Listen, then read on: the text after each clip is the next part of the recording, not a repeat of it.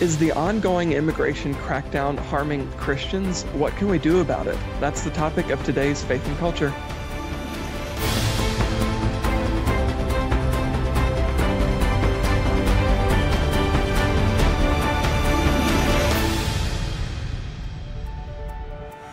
Welcome to Faith and Culture. I'm Tré Goins-Phillips, and I'm joined by our guest today, Chelsea Sobolik. Chelsea, how are you?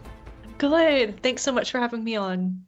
Well, it's good to have you and good to talk about your work with World Relief, especially with immigration reform and illegal immigration reform, which is something that, of course, is a huge issue. And, I think there are a lot of issues vying for our attention right now across the country. And as believers, we want to care about a lot of them. And immigration is one that is so important, and immigration reform in particular is important. So let's just start with a broad overview. Why, as Christians, should immigration reform be something that's at the top of our minds?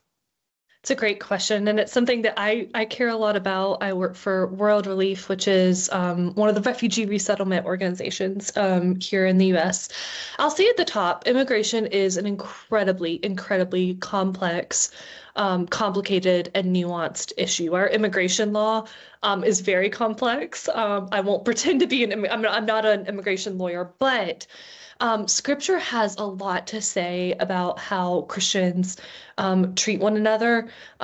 Scripture does not give us our immigration policy, and I'm not going to pretend that it does, but it does give us some things we balance in tension. Scripture does talk about honoring and obeying laws and borders, and it does talk about how we love our neighbor and the vulnerable and the least of these. And so, Christians, I think, balance those two things in tension. But for Christians to, our approach of this issue of immigration should first and foremost start with where Scripture starts about people and humanity, that all people are made in God's image and have innate dignity, worth, and value. And so that should shape how we think about this issue. It should shape how we speak about this issue, how we treat our neighbors. America certainly cannot welcome everyone who wants to come here. And, I'm not going to pretend that we could, but we should have thoughtful conversations about immigration reform, about what our laws are doing, aren't doing, should be doing, all that kind of stuff. But I think for Christians, it's really important to first and foremost start where Scripture starts about who we are as people, and that is made in God's image. Yeah, for sure. And, you've recently been working specifically with a pastor who immigrated years ago from Iran and has several asylum-seeking congregants in his church who've been detained by ICE and may very well themselves be sent back to Iran, where it's, of course, very dangerous for believers. So tell us a little bit about that interaction and what you've learned in your coordination with him. Yeah, so Pastor Ara is a pastor of Cornerstone Church in Los Angeles, and about a month ago, so their church speaks English, Spanish, and Farsi. And like you said, he himself, he's a refugee or former refugee from Iran. I've been accompanying him on Capitol Hill and gotten to hear more of his story firsthand. And he was a very strong Christian, was tortured in Iran for being a Christian. Just a very powerful personal story. He came to the U.S. He's now a U.S. citizen, which is such a powerful story in and of itself. But he has a big heart and ministry to people coming to the U.S. from Iran. And about a month ago, two families in his church were detained by ICE, and he actually filmed one of the interactions, and it went viral online. And so he's been given a platform now to talk about this story. And so, like you said, these people who were arrested are Christians who are fleeing persecution in Iran and are seeking asylum and safety in the U.S. So we're very concerned about their safety and well-being, and again, extraordinarily concerned of what could happen if they were sent back to Iran as Christians. And something you said, Chelsea, just at the start of our conversation is that immigration is an incredibly complex issue, right? We want people who want to come here and immigrate to the United States. We're a nation of immigrants, so we want to celebrate that, but we want to celebrate people doing it the correct way and people who are coming here and going through the process. But then you think about that too, and the process itself is cumbersome and clunky and can be incredibly difficult and drawn out for people, especially who are facing violence in their own country and wanting to seek asylum in our country. It's important that that be more expedited. So anyway, we could go on and on about the complexities of this issue, but for conservatives who may say, I think this is just a black and white thing. Somebody broke the law by coming into the country illegally, so it's case closed. They need to be removed. But as you've kind of laid out in this situation with Christian immigrants from Iran, just sending them back home could very well be giving them a death sentence. Absolutely. I think what you said is exactly right. There are multiple things to balance. And, I'm not against deportation as a tool to get the worst of the worst of the worst, the horribly violent criminals out of our country. I think where we are concerned is that there is some nuance in this, that these individuals have pending asylum claims and cases that they're trying to make their way through the court system. Viewers might or might not know that the asylum process right now is taking years and years for cases to be adjudicated. It's not a quick thing.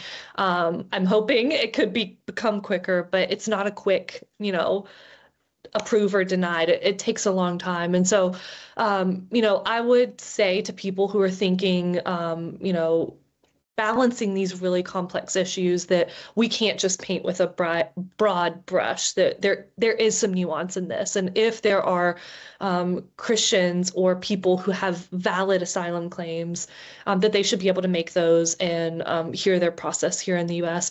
And I'll say quickly too, one of the complexities of immigration is the laws can change from administration to administration, and it's been, decades since Congress has passed anything comprehensive. So it is confusing and tricky because things can change so much from administration to administration.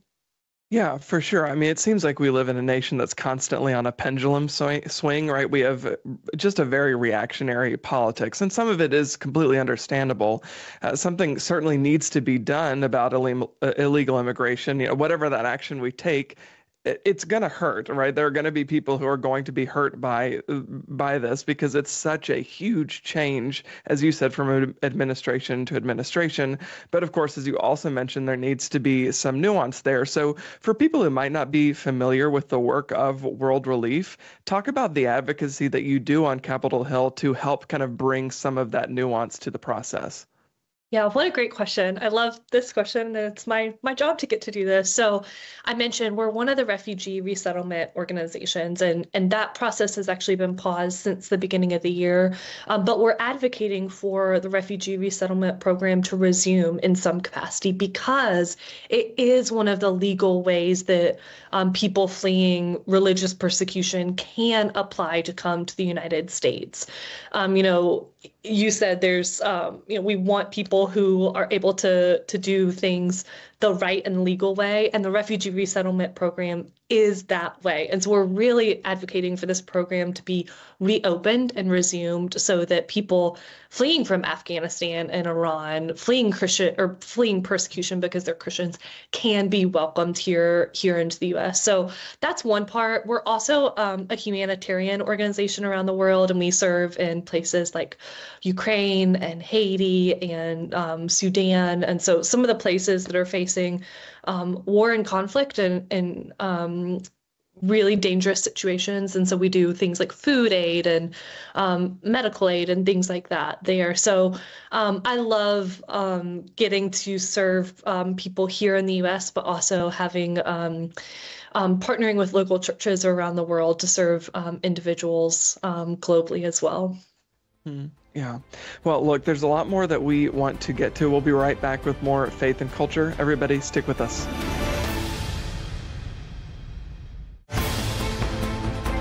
Welcome back to Faith and Culture. We're joined by Chelsea Sobolik. Chelsea, we've seen this huge crackdown on illegal immigration in the 6 months of this new Trump administration, and it's impacting Christians and even pastors in places like Central America, people who are fleeing areas in the Middle East, as we've talked about. So people who are otherwise law-abiding are being detained because they're showing up for their check-ins with ICE.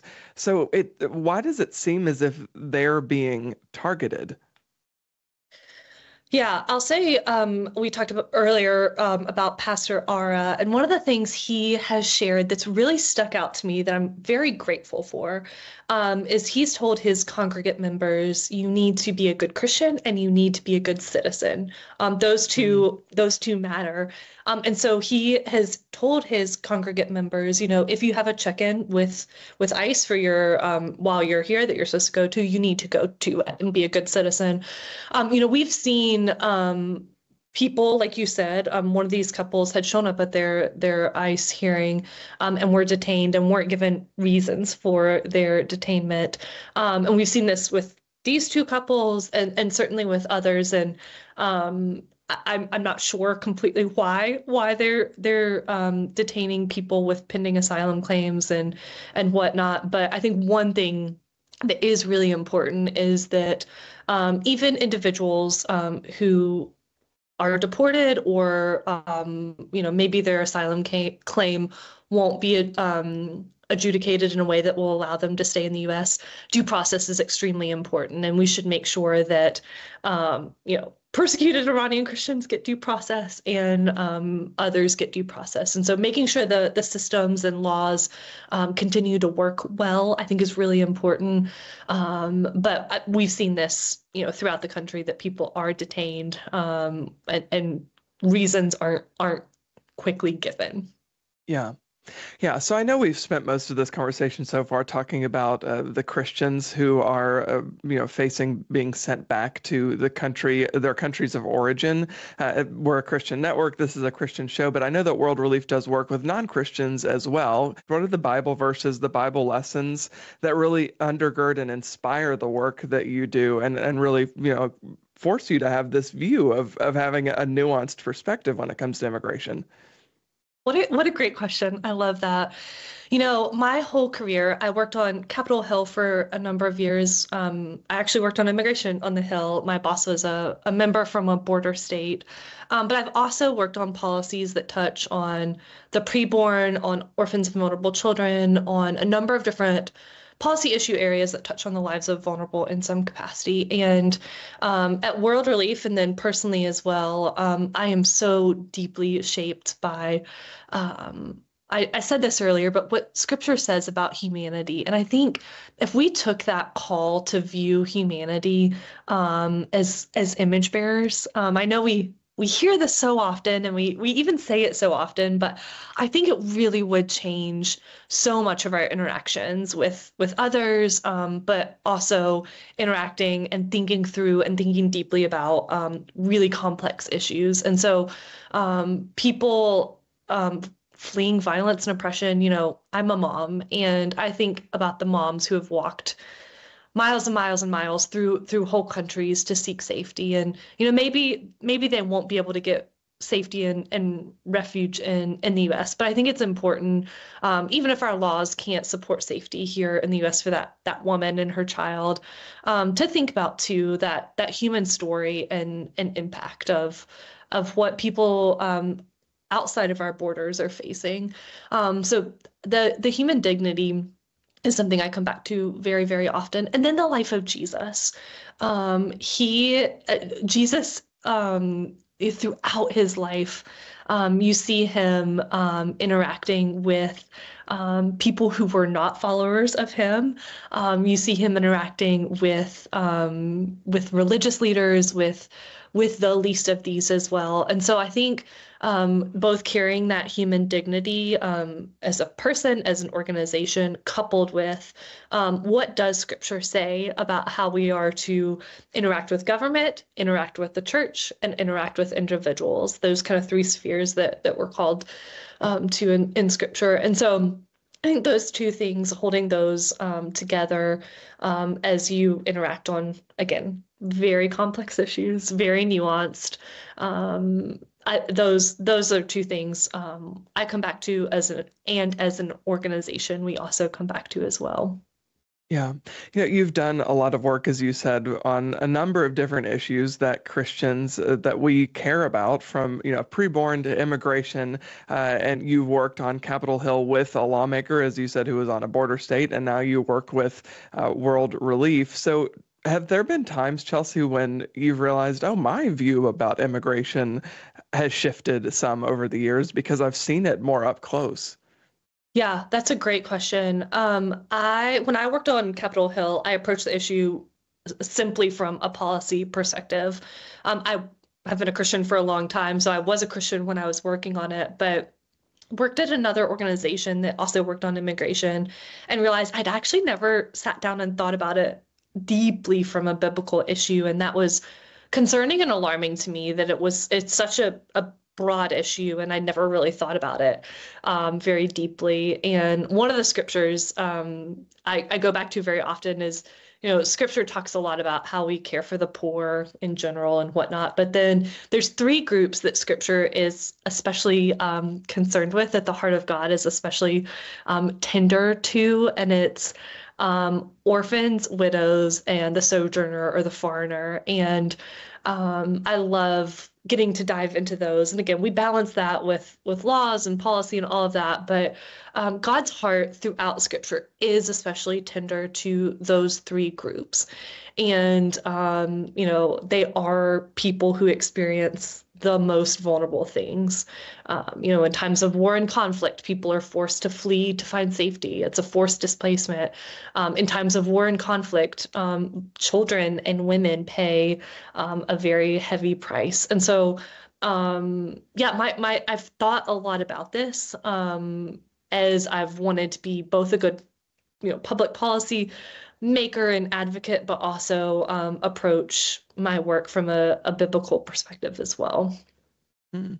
There are a lot of people who would say, I see an endless list of issues that we've experienced because as a country, we've refused to really address illegal immigration. It's just kind of a political football that both parties pass back and forth, and they just wanted somebody to take action. And, in some respects, we can see that's what President Trump has been doing. And I think compassion has kind of been used in some circles as a way to just kick the can down the road, say, well, we need to be compassionate. So then what ends up happening is we don't do anything, right? So you've talked a lot about the importance of having that balance, even just then, about, we need to welcome people who are sojourners. We need to do the things that are close to the heart of Jesus, but we're also a nation of laws, and we need to follow our laws and implement our laws.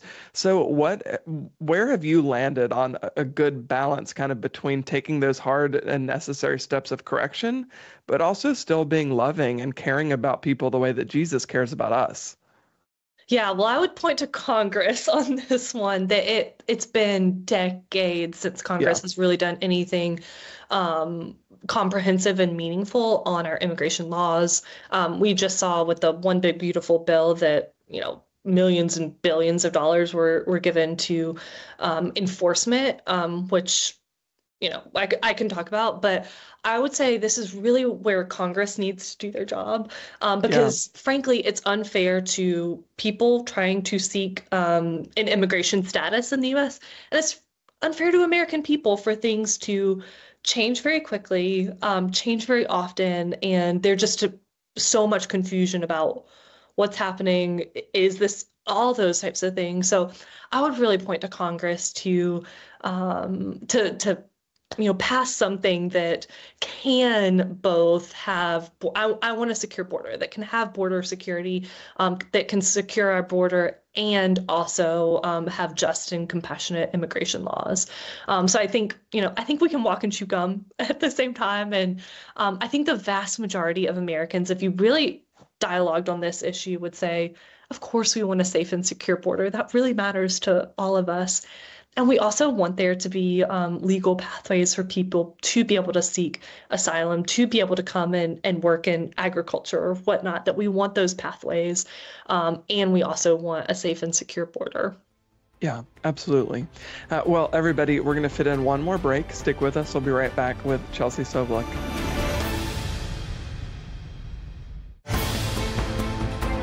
Welcome back to Faith and Culture. We're talking to Chelsea Sobolik about the all-important issue of immigration and how as Christians we need to be thinking about and addressing and meditating on this issue. And Chelsea, one of the last questions I want to ask is, in your work with World Relief, how have you seen God moving as you've continued to advocate on this issue?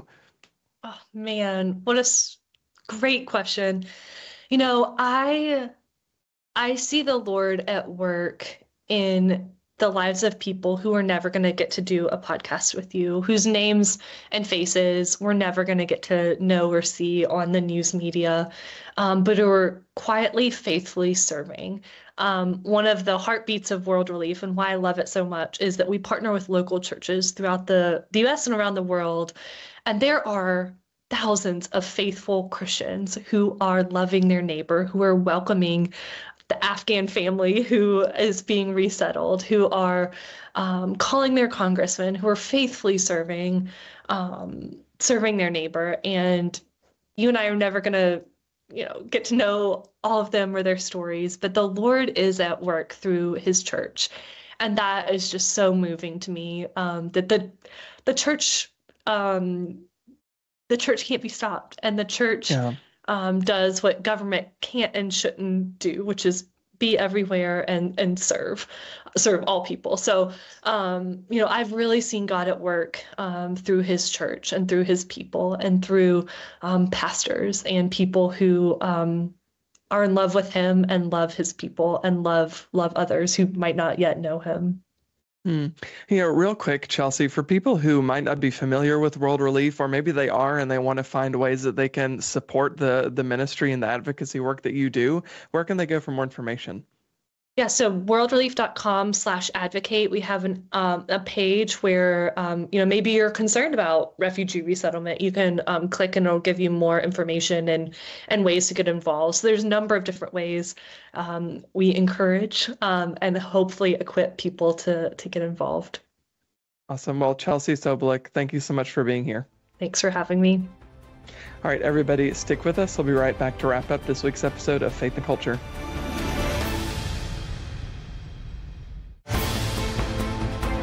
That is all the time we have for this week's episode of Faith and Culture. Thank you so much for being here. If you haven't already, check out the Faith and Culture podcast. You can subscribe wherever you get your podcasts. New episodes come out each week. And of course, go to cbnnews.com and never miss any news of the day. Thank you so much for being here, and God bless you.